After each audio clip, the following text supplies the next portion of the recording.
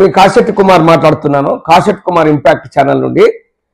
పెరుగులో నిద్రమాత్రలు కలిపి చంపిన భార్య చూడండి ఎట్లుందో. ఇంకొక ఆమె భర్త లీవర్ ఖరాబ్ అయితే ఈమె లీవర్ ఇచ్చి ఆయన కాపాడింది. అంటే చూడండి ఎట్లుందో. ఇది ఒకటి చూడండి ఒకసారి. ఇది మీరు అంటే ఇట్లా ఉంది వ్యవస్థ. ఇప్పుడు దానికి నచ్చపోతే వెళ్ళిపోవచ్చు పాపం. వానికి చచ్చిపోయింది. మొన్న వానికి అది పెరుగుల 3 పిల్లలు చంపింది. వాడిని చంపుతామంటే వాడు తప్పించుకొని పాపం వానికి ఆయుష్ కూడింది. ఇంకోనికోమో షార్లా అది కలిపి చంపింది. ఇలా వీనికి పెరుగుల వీనికి కలిపి చంపింది. లేడీస్ ఇటువంటి వ్యవస్థ ఉన్నది. చూడండి ఒక్కోసారి మీరు ఆలోచించుకోండి. మీకు నచ్చపోతే అతన్ని విడిచిపెట్టి వెళ్ళిపోండి వేరే వాళ్ళతో.